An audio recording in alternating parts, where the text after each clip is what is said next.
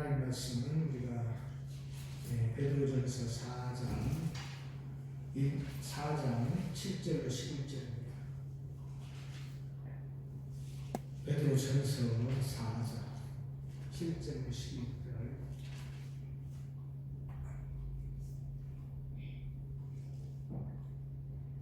베드로전서 4장 7절로 11절 같이 보겠습니다. 시작.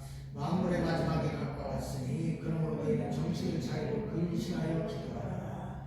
무엇보다도 뜨겁게 서로 사랑하였으니 사랑은 허다한 죄를 덮느니라. 서로 대접하기를 원망없이 하고 각각 은사를 받은 대로 하나님의 여러 가지 은혜를 맡은 선한 청지기 같이 서로 봉사하라. 만일 누가 말하려면 하나님의 말씀하시는 것 같고 누가 봉사하려면 하나님이 공급하시는 힘으로 하는 것 같이 하라.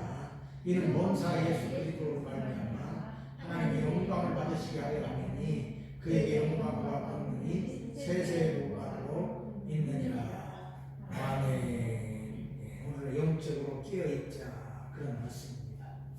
뉴스에 보니까 바이든이 푸틴을 향해서 영혼이 없는 사람이다 이렇게 이야기했더라고요. 그가 부통령일 때 이렇게 바이든이 부통령일 때 푸틴을 만나보니까 그는 영혼이 없는 사람이다. 그래서 영혼이 없는 사람인데 그는 전쟁 범죄자다 이렇게 이야기하는 것을 보게 됩니다.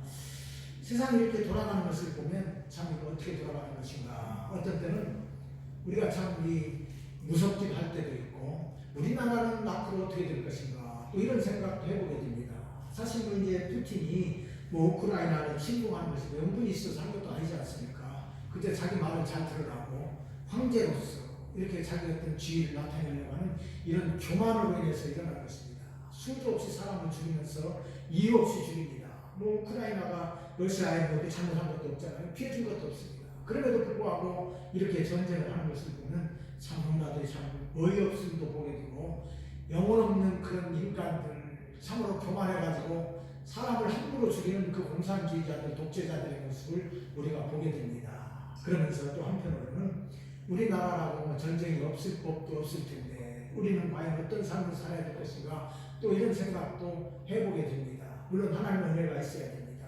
그걸 목표라는 것은 자주 국방이 튼튼해야 됩니다. 군사력이 튼튼하지 아니하면 세계라는 것이 나라라는 것이 언제든지 강한 나라한테 집어먹히게 되어 있습니다. 그래서 우리는 늘 이제 이것을 생각을 해야 되는데 성도도 또 이런 때를 생각하면서 과연 나라를 위해서 또 우리를 위해서 어떻게 할 것인가 이것을 생각해 보게 됩니다. 준비해야 된다. 깨어 있어야 된다. 성경은 말씀하고 있지요. 그래서 우리는 늘 영적으로 깨어 있어야 됩니다. 이것이 중요합니다. 사실 사람은 잠을 자야 삽니다.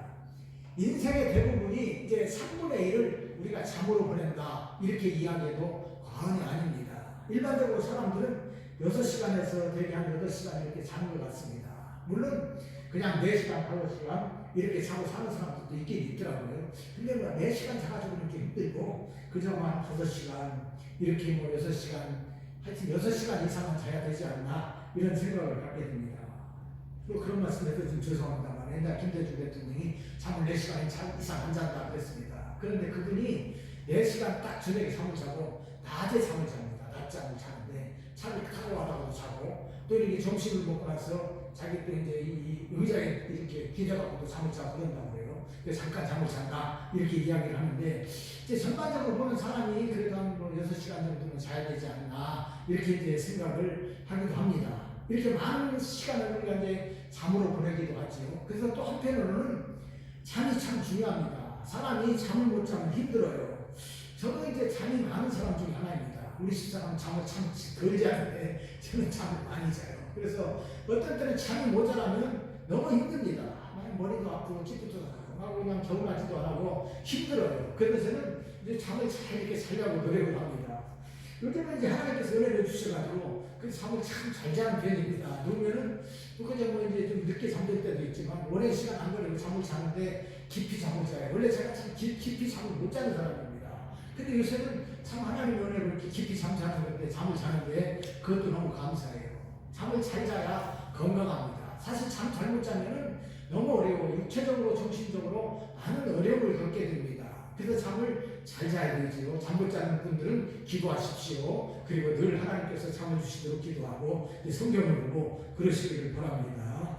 그런가 하면 어떤 사람들은 잠을 많이 자지 않으려고 하고 그 시간을 아끼려고 하는 사람들도 있습니다. 왜냐하면 그 시간이 너무 아까우니까 할 수만 있으면 잠을 좀 덜 자고 이제 노력하면서 살려고 하는 그런 사람들도 있는 것을 보게 됩니다. 잠언 24장 33절로 34절에 보니까 네가 좀 더 자자 좀 더 졸자 손을 모으고 좀 더 누워있자 하니 내 빈공이 강도같이 오며 내 공핍이 등산같이 이르리라. 아멘. 성경은 잠을 많이 자고 게으름을 피우는 사람에 대해서 경고하고 있습니다. 그렇게 하지 말라는 거예요. 늘 잠을 자지 잠을 자는데 너무 많은 잠을 자지 말고 심상 따라 돌지 말라 그 말입니다. 너무 누워있고 쓸데없이 게으름을 피우지 말라. 게으름을 피게 되면 빈궁이 강도같이 오고 공핍이 등산같이 오기 때문에 그러지 말라 그 말입니다. 그래서 성경은 부지런하라 깨어라 이렇게 늘 말씀하시는 것을 우리가 보게 됩니다. 우리 영혼은 더더욱 그러합니다. 우리 육신은 일정한 시간 동안 잠을 자야 되지만 우리 영혼은 잠을 잘 필요가 없습니다. 영이기 때문에 그렇지요. 그래서 사람의 영혼은 늘 깨어 있어야 되기 때문에 성경은 깨어 있어라. 여러 군데서 깨어 있으라고 우리들에게 말씀을 해주고 있습니다. 사람의 영혼이 깨어 있지 못하고 깊은 잠을 자면 문제가 생깁니다. 더구나 말세를 사는 성도들은 깨어서 근신해야 되는 것이지요. 그래서 주님께서도 말세의 징조를 말씀하시면서 이것을 말씀해 주셨는데 누가복음 21장 36절에 보니까 이러므로 너희는 장차 올 이 모든 일을 능히 피하고 인자 앞에 서도록 항상 기도하며 깨어 있으라 하시니라. 아멘. 우리가 이제 하나님 나라 갈 날이 가까웠습니다. 우리 주님 앞에 설 날이 가까운 것이지요. 그렇기 때문에 깨어 있으라 이렇게 우리에게 말씀하고 있는 것을 보게 됩니다. 그날이 뜻밖에 오기 때문에 그렇습니다. 그래서 조심해야 되는데 말세에는 특징이 무엇이냐? 방탕하고 술 취하고 생활의 염려로 마음이 둔하여야 된다. 그렇기 때문에 너희들은 깨어서 항상 근신하고 기도하라 이렇게 우리 주님도 말씀하고 있는 것입니다. 말세는 사는 성도는 더욱 깨어 있어야 된다 그런 말이죠. 더구나 요즘에는 더더욱 깨어 있어야 되는데 영적으로 잠자는 사람들이 너무나도 많습니다. 성도들 중에서도 영적으로 사는 성도가 많은 것 같습니다. 코로나 바이러스를 인해서 더욱더 그런 것 같습니다. 성도들이 교회에 나와서 하나님 앞에 열심히 기도하고 하나님 앞에 예배드리고 하나님을 섬겨야 되는데 이제 뭐 영상으로 예배를 드리고 방송으로 예배를 드린다. 그러니까 집에서 텔레비전 보고 그냥 적당히 예배를 드리고 그냥 마는 것이죠. 기도를 많이 하겠습니까? 찬송을 많이 부르겠습니까? 그러지 못합니다. 그러다 보면 영적인 잠을 자고 마는 것이죠. 그렇기 때문에 우리는 이 말씀을 생각하면서 깨어 있어야 됩니다. 깨어서 주님과 동행하는 삶을 살아야 되는데 이제 오늘 말씀이 그런 말씀이죠. 우리가 영적으로 깨어있는 삶을 살기 위해서 해야 될 일이 몇 가지 있는데 한 가지씩 살펴보도록 하겠습니다.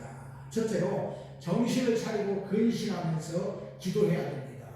본문 7절에 보니까 만물의 마지막에 가까이 왔으니 그러므로 너희는 정신을 차리고 근신하여 기도하라. 아멘. 만물의 마지막에 가까이 왔다 말씀하고 있습니다. 우리 주님 오실 날이 가까이 왔다 그 말이지요. 예수님을 모르는 사람들은 이 세상이 영원할 것이라 생각을 합니다. 뿐만 아니라 그 삶도 이제 오래 살 것일 것처럼 생각을 하고 사는 것이지요. 죽지 않고 오래도록 살 것처럼 생각을 합니다. 그러나 성경은 분명하게 말씀하고 있습니다. 만물의 마지막이 가까이 왔다. 만물의 마지막이 가까이 왔다 말씀하고 있습니다. 그리고 우리는 언젠가 이 세상을 떠나서 하나님 앞에 서야 됩니다. 구약 성경에 보면 이제 예수님에 대해서 많이 예언을 했죠. 창세기 때부터 예수님께서 세상에 오실 것을 말씀하셨습니다. 메시아로 오시는 예수님께서 세상에 오실 것을 말씀하셨는데 수천 년 전에 말씀하신 그대로 예수님께서는 세상에 오셨습니다. 성경에서 말씀하신 그대로 분명하게 예수님은 세상에 오셨죠. 그래서 세상을 기준으로 삼으셨습니다. 우리 주님이 오실 때를 우리가 기준으로 해서 성이다, 이렇게 계획이다, 이렇게 이 연수를 세지 않습니까? 그리고 우리가 2022년이다. 그럼 예수님이 오실 때가 2020년이 됐다. 22년이 됐다는 거예요. 주님이 참 오신 때가 오래됐습니다. 마지막에 가까웠다 주님 오신다 그랬는데 사람들은 지금까지 안 왔는데 예수님 오시겠느냐 이렇게 생각하는 사람들도 있습니다. 그러나 구약성경에서 예수님을 예언한 때가 수천 년 전에 예언을 했고 그 예언이 이루어진 것처럼 예수님께서 다시 오신다고 하셨기 때문에 분명히 예수님은 다시 오십니다. 언제인지 우리는 알 수 없지만 오시는 것이죠. 그래서 우리는 이것을 생각하면서 살아야 됩니다. 특별히 우리 인생은 끝이 있기 때문에 언젠가는 주님 앞에 서게 되는 것입니다. 그렇게 우리는 이것을 생각하면서 정신을 차리고 깨어 기도하라 이렇게 말씀하고 있는 것입니다. 먼저 무엇입니까? 정신을 차리라 그 말이에요. 우리 인생의 날이 얼마나 남았든지 간에 정신을 차리고 살아라 그 말씀입니다. 이 말의 의미는 정신이 온전하게 되다, 냉정하다, 알맞게 되다 그런 의미를 가지고 있습니다. 말세를 사는 우리들은 온전한 정신을 가지고 살아라 그 말입니다. 정신이 잘못되면 안 되기 때문에 그렇습니다. 뿐만 아니라 이 시대를 냉정하게 판단해야 됩니다. 이 시대가 어떤 시대이고 사람들이 어떤 삶을 살고 우리는 어떤 모습으로 살아야 되는지 냉정하게 판단하고 알맞은 삶을 살아라 그 말입니다. 알맞은 삶을 살아야 되는 거예요. 시대에 알맞게 우리가 그리스도인으로서 알맞게 그런 삶을 살아야 되는 것입니다. 이것이 중요합니다. 그래서 정신을 차려야 됩니다. 사람들도 정신을 차리면 호랑이에게 물려가도 죽지 않는다 그런 말을 합니다. 그만큼 정신이 중요합니다. 정신을 차려야 된다 그 말입니다. 정신을 차려야지 정신을 놓아버리면 안 됩니다. 그러면 문제가 생기는 것이죠. 예수 믿는 사람들은 늘 영적으로 깨어 있어야 되는데 정신을 차리라 그 말입니다. 이것이 얼마나 중요한지 모르겠습니다. 다음은 근신해야 된다 그 말입니다. 근신한다는 말은 말이나 행동을 삼가고 조심하다 그런 말입니다.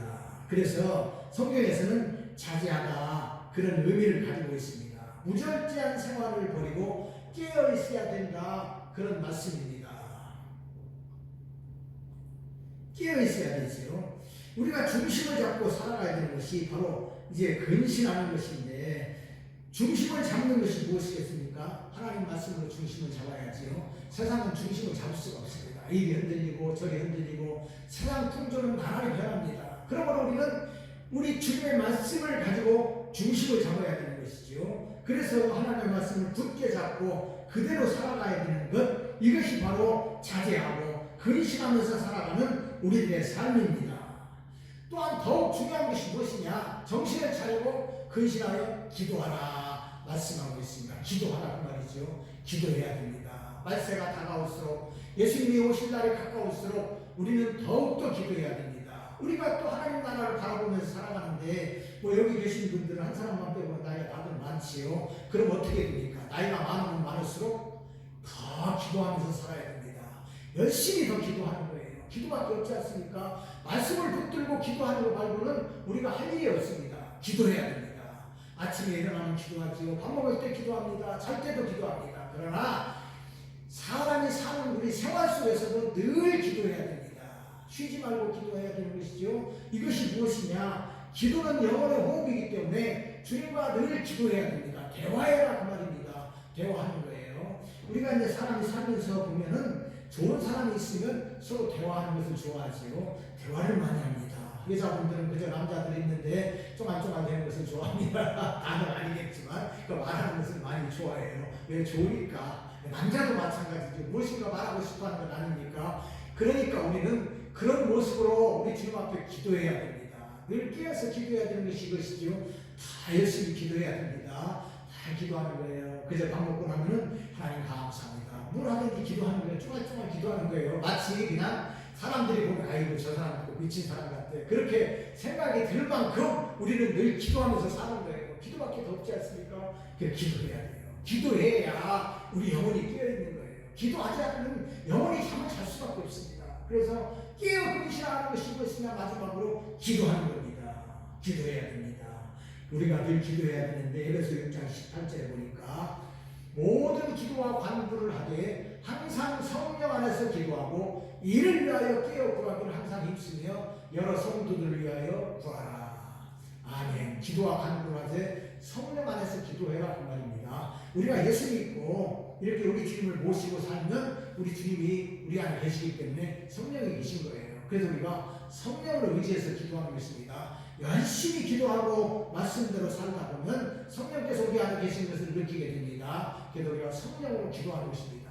그래서 항상 기도해야 됩니다. 기도해야 됩니다. 깨어 구하기를 항상 힘쓰며 나를 위해서도 기도하고 여러 성도들을 위해서도 기도하고 다른 사람들을 위해서 기도하는 것입니다. 하나님 우리 아들을 도와주옵소서 기도하지요. 우리 남편 도와주옵소서 기도하는 것입니다. 늘 기도하는 거예요. 그리고 자녀들을 위해서 기도하는 뿐만 아니라 우리 옆에 사람들을 위해서 성도들을 위해서도 항상 기도하는 거예요. 이것이 얼마나 귀한지 모릅니다. 귀합니다. 그렇기 때문에 늘 기도하는 것입니다. 청소하면서 길을 가면서 누워있으면서도 기도하는 것이지요. 어떤 분들은 그저 누워있으면 잠이 안 옵니다. 이 생각 저 생각하지. 어떤 사람들은 뭐 기와집을 몇 채를 짓는다 그럽니다. 그럼 무슨 소용이 있습니까? 어떻게 해야 됩니까? 기도하라는 거예요. 기도하라. 잠이 안 오고 기도하는 거예요. 또 기도합니다. 그러면 잠이 안 와요. 그러면 일어나서 그냥 잠깐 앉아서 기도하고 성경 보고 기도하고 기도하는 거예요. 기도해야 됩니다.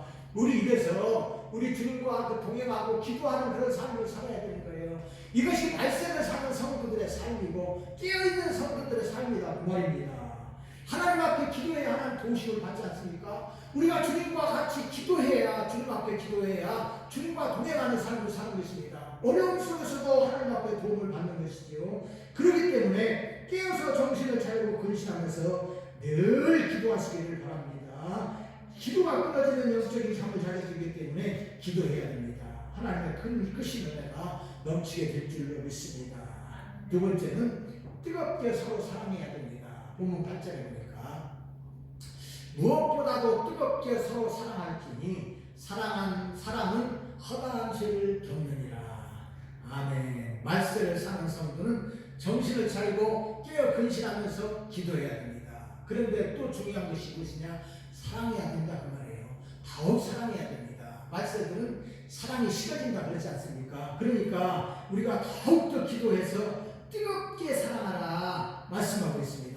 서로 뜨겁게 사랑할지니 사랑은 허다한 죄를 덮는다 이렇게 말씀하고 있습니다.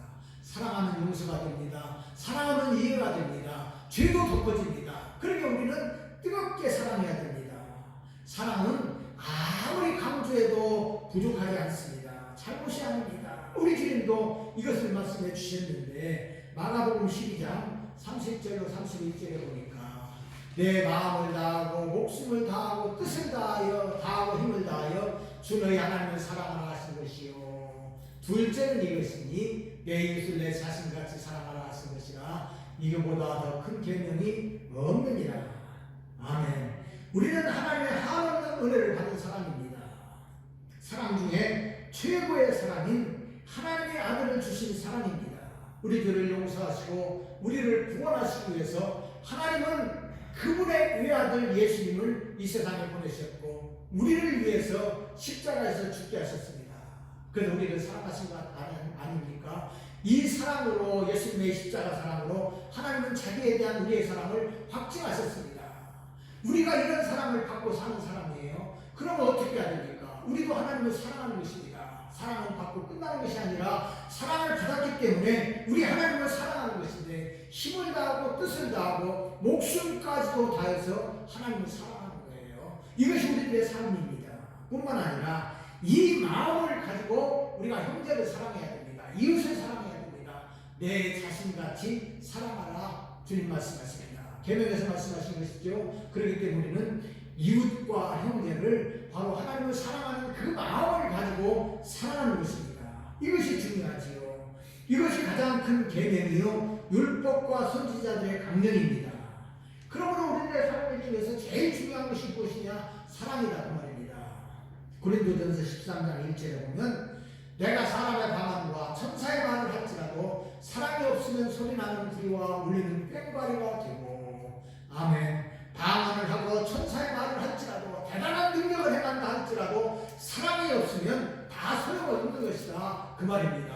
그래서 사랑하라 그런 말씀이죠. 그러게 고린도전서 13장 13절에서는 그런즉 믿음, 소망, 사랑 이 세 가지는 항상 있을 것인데 그 중에 제일은 사랑이라. 아멘. 제일 중요한 것이 무엇이냐? 사랑이라 그 말입니다. 믿음이 있어야 됩니다. 소망이 있어야 됩니다. 없으면 안 되죠. 우리가 믿음 없어가지고 천국 가겠습니까? 믿음이 있는 사람은 하나님 나라를 바라보면서 소망 중에 살아갑니다. 너무나도 중요한 항목입니다.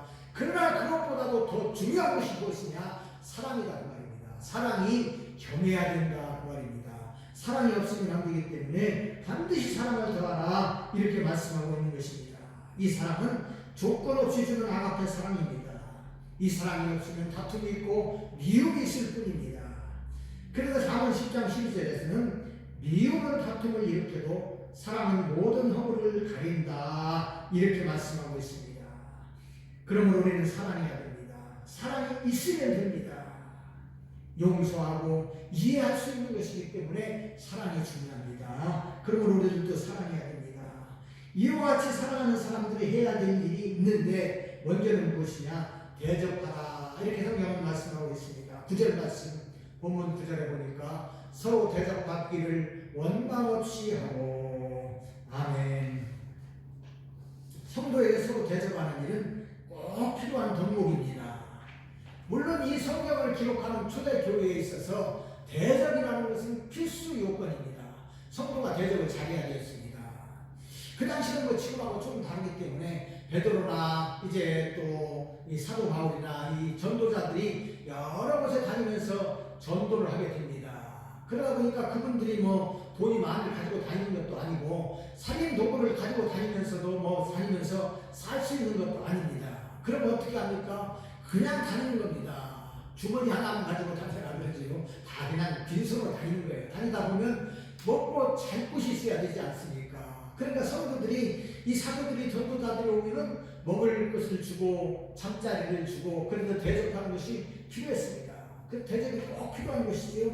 그렇기 때문에 대접을 너무나 잘해야 되는데 서로 대접하기를 원망 없이 하라 이렇게 말씀을 하고 있습니다.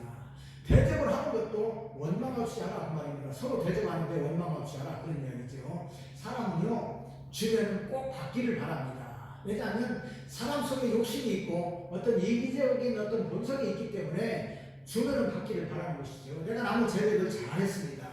그런데 그 사람이 대접할 수 있는 충분히 환경이 되는데도 대접하지 않으면 섭섭한 마음이 듭니다. 아이고 저 사람은 대접할 줄도 몰라 그런 마음이 드는 것이죠. 그래서 이제 그렇게 하지 않기 위해서 서로 대접하라 그 말입니다. 그런데 중요한 것은 무엇이냐? 그냥 대접을 하되 받으려고 생각하지 말고 대접하는 것이 중요합니다. 그냥 남이 나에게 대접을 해주는 것을 바라는 것처럼 너희도 남을 대접하라 예수님 말씀하시지 않습니까? 그만큼 남을 대접하는데 받기 바라지 말라 그 말입니다. 그냥 대접하고 주는 거예요. 나누고 베푸는 거예요. 그리고 저 사람이 나를 대접하기를 바라면 안 됩니다. 바람이 섭섭하기 때문에 바랄 필요도 없습니다. 그냥 주님의 사랑을 받은 사람으로서 사랑 안에서 삶을 사는데 대접하는 것이죠. 이것이 참으로 중요합니다.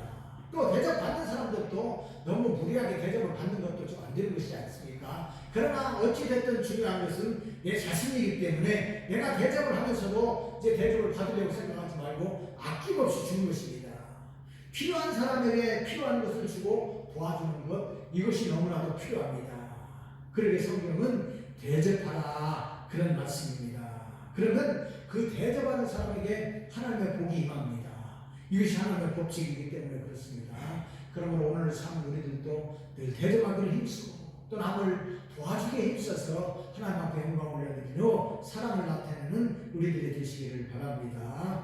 다음으로 사랑을 하기 위해서 해야 될 일이 무엇이냐? 선한 청지기 같이 봉사해야 된다. 서로 봉사라 이렇게 말씀하고 있습니다. 10절 말씀입니다. 각각 은사를 받은 대로 하나님의 여러 가지 은혜를 맡은 선한 청지기 같이 서로 봉사하라. 아멘. 서로 봉사하라 이렇게 말씀하고 있습니다. 대접할 뿐만 아니라 봉사하는 것이죠. 이제 우리가 대접하는 것은 교회 안에뿐만 아니라 밖에 사람들에게도 대접을 하지만 봉사는 공동체 안에서 이루어지는 일이라 이렇게 이야기할 수 있습니다. 서로 봉사하는데 선한 청지기 같이 봉사하라. 각각 받은 은혜대로 은사대로 하나님 앞에서 이제 서로 봉사하라 이렇게 말씀을 하고 있습니다. 봉사는 상대방을 섬기고 자기를 희생하는 것입니다. 집안을 관리하는 하인의 자세로 봉사하는 것이지요. 당연히 겸손과 함께하는 것입니다. 성도가 원사 받은 하는 것이지요. 교회 안에는 하나님의 말씀을 가르치는 자도 있습니다. 봉사하는 성도도 있습니다. 섬기는 직분도 있습니다.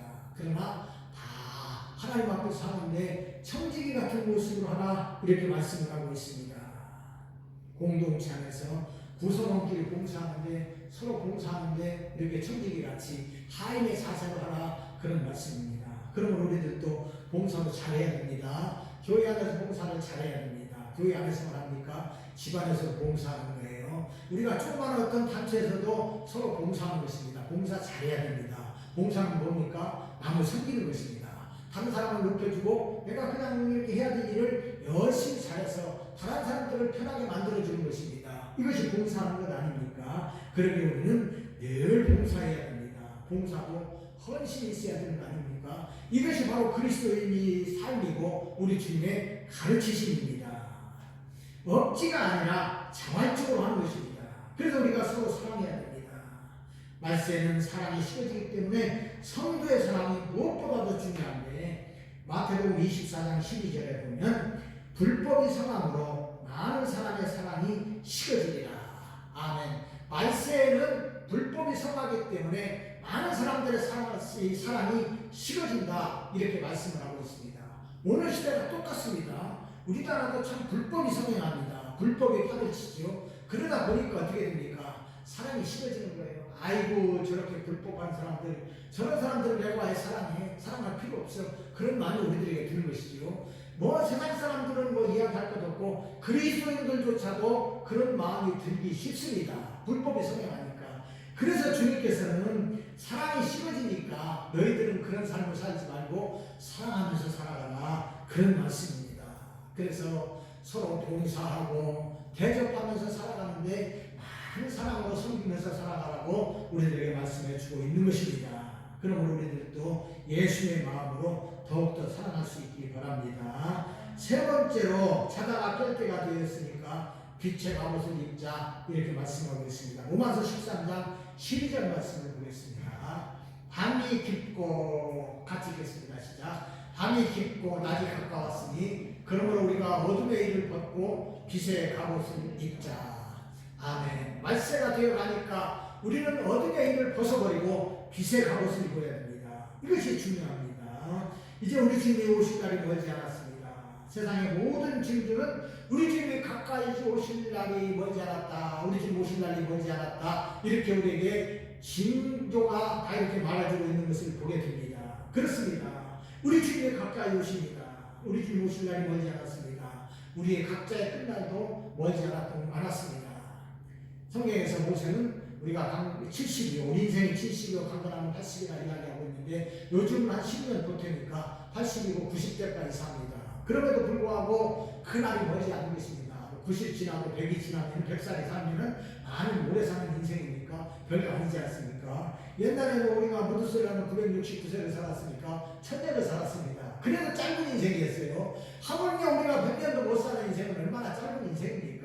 그렇기 때문에 우리가 이것을 알고 어둠의 일을 벗고 빛의 갑옷을 입어라 이렇게 말씀하고 있습니다. 준비하는 삶을 살아라 그 말입니다.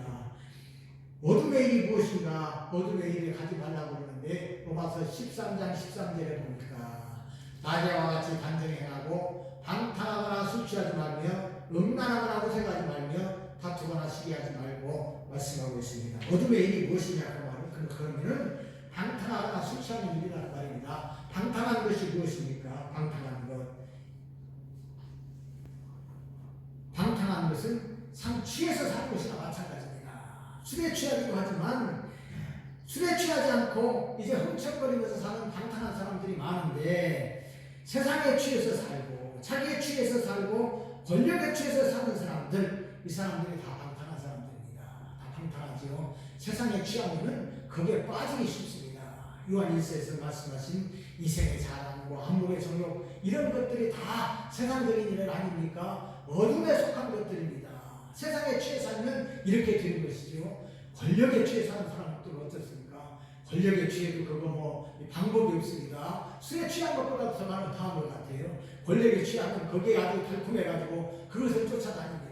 자기가 죽을 줄도 모르고 그냥 이렇게 권력에 취해서 사는 사람들이 너무나 많은 것을 보게 됩니다. 이런 사람들이 다 무엇이냐? 방탕한 사람이다 그 말입니다. 그리고 또 중요한 것이 무엇이냐? 다투거나 시기하는 것도 마찬가지입니다. 참 다툼이 많은 세상입니다.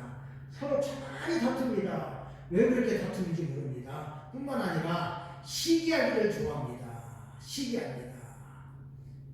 그래서 이제 시기하게 되는데 남이 잘 되는 꼴을 못 봅니다. 나만 잘 되어야 됩니다. 그리고 우리만 잘 되어야 됩니다. 그런데요, 이렇게 시기가 많은 사람들은 우리가 잘 되는 것을 바라는데 우리가 잘 되면은 그 중에서도 나만 잘 되기를 바라는 거예요. 근데 우리가 잘 되고 나면 또 이게 시기가 일어나가지고 서로 다투고 막 질투하고 그럽니다. 왜? 나만 잘 되기 위해서. 나만 나타나야 되는데 다른 사람이 나타나면 꼴 보기 싫은 거예요. 이것이 바로 시기하는 사람들인데 어둠에 속한 사람들이다 그 말입니다. 그러기에 성도는 여기서 벗어나야 됩니다. 벗어나야 됩니다. 여기서 벗어나려고 하면은 더욱 낮아져야 됩니다. 낮아져야 되지요. 그러다 보면 소외도 있습니다. 억울한 것 같기도 합니다. 그래서 이제 그것으로 인해서 참 마음이 답답할 때도 있습니다. 그러나 그럴 필요가 없습니다. 성도는 빛의 갑옷을 입어야 됩니다. 빛의 갑옷이 무엇이냐? 예수님으로 입는 거 아닙니까? 말씀이신 예수님으로 우리가 옷을 입는 거예요. 예수님께서는 빛이시기 때문에 그 예수님으로 우리가 옷을 입고 살면 됩니다. 그러면 되는 것입니다. 우리는 거룩한 백성입니다. 성도입니다. 그리고 우리의 삶도 거룩한 삶을 살아야 되는 것이죠. 그래서 예수님께서도 빛을 말씀하시면서 너희는 세상의 빛이라 그러면서 말씀하시죠. 착한 행실로 너희의 착한 행실로 하나님 앞에 영광을 올려드리게 하라. 사람들과의 하나님 앞에 영광을 돌리게 하라. 이렇게 말씀을 하고 있습니다. 우리는 빛의 삶을 살아야 되는데 말씀의 삶을 살아야 됩니다. 거룩한 삶을 살아야 됩니다. 주님과 같은 모습을 사는 것이지요. 그러기에 우리는 겸손한 삶을 사는 것입니다. 겸손하게 자기를 낮추면 됩니다. 어떤 때는 다른 사람들이 막 잘난 체하고 좀 우리를 무시하는 것 같으면 마음이 섭섭합니다. 아이고 잘나지도 못한 인간이 뭐 그래 그런 마음이 들기도 하죠. 그러나 낯을 벗어버리는 거예요. 그냥 겸손하게 살면 됩니다. 겸손하면 그냥 그럴 수도 있지 그러고 살면 겸손한 사람이 훨씬 낫습니다. 교만한 사람들이 좋아하지 않습니다. 세상에서도 교만한 사람 좋아하지 않습니다. 겸손한 사람을 더 좋아합니다. 그러니까 우리가 늘 이렇게 빛의 갑옷을 입고 살아가는 것은 주님의 성품으로 말씀대로 사는 삶입니다. 더욱더 중요한 것이 무엇이냐? 말씀을 붙들고 기도하면서 사는 것입니다. 아까도 기도에 대해서 많이 말씀을 드렸습니다. 말씀을 붙들고 기도해야만 우리가 겸손한 삶을 사는 것이고 말씀의 삶을 사는 것이고 주님의 모습으로 세상을 살아가는 것입니다. 승리의 삶을 살아가는 것입니다. 마귀도 이기고 승리하는 것입니다. 그러므로 우리는 늘 기도해야 됩니다. 마가복음 9장에 보면 귀신 들린 아버지가 아들을 이렇게 예수님에게 데려가지 않습니까? 그 제자들을 못 고쳤으니까 예수님이 오시니까 예수님에게 부탁을 합니다. 주님이 할 수 있거든 이 아들을 좀 살려주십시오. 예수님 말씀하십니다. 할 수 있거든이 무슨 말이냐? 믿는 자에게는 능히 하지 못할 일이 없느니라. 그때 이 아버지가 이 귀신 들린 아기 아버지가 예수님에게 말합니다. 주님 나의 믿음 없는 것을 도와주십시오. 나의 믿음 없는 것을 도와주십시오. 이렇게 예수님에게 간구하는 모습을 보게 됩니다. 우리가 믿음이 있어야 됩니다. 그러나 믿음도 주님이 주셔야 되기 때문에 우리가 믿음이 부족할 때는 주여 저의 믿음 없는 것을 좀 도와주셔서 믿음을 주옵소서 이렇게 기도해야 됩니다. 그래서 우리가 이 믿음을 가지고 승리의 삶을 사는 것입니다. 우리들이 이런 확실한 믿음 가운데 승리의 삶을 살아가시기 바랍니다. 말씀을 냈습니다. 우리가 사는 세상은 끝날이 가까운 세상입니다. 세상은 온통 방탕과 술 취함과 음란의 세상이고 시기와 질투가 많은 세상입니다. 그러므로 우리가 이런 시대를 살아가면서 정신을 차리고 깨어 근신해야 됩니다. 그리고 서로 사랑하면서 그리스도의 사랑으로 살아야 되는데 무엇보다도 깨어 있어야 됩니다. 영적인 잠을 자면 안 됩니다. 데살로니가전서 5장 5절 6절 말씀 같이 보겠습니다. 시작. 너희는 다 빛의 아들이요 낮의 아들이라 우리가 밤이나 어둠에 속하지 아니하나니 이러므로 우리는 다른 이들과 같이 자지 말고 오직 깨어 정신을 차릴지라. 아멘. 잠을 자지 말고 우리는 영혼의 잠에서 깨어 있어야 됩니다. 깨어 있어야 됩니다. 정신을 차려야 됩니다. 빛에 가보신 예수님으로 옷 입어야 됩니다. 늘 기도하면서 말씀을 붙들고 주님과 동행하는 삶을 살아야 됩니다. 그러면 우리는 주님이 주시는 힘으로 살게 됩니다. 세상을 이기고 사단 마귀를 이기고 승리하는 삶을 살게 되는 것입니다. 그러므로 우리는 늘 천국을 바라보면서 믿음의 삶, 깨어있는 삶, 사랑의 삶을 살아가시기 바랍니다. 하나님의 은혜와 축복이 우리 모두와 함께 하시기를 우리 주님의 이름으로 축원드립니다. 아멘.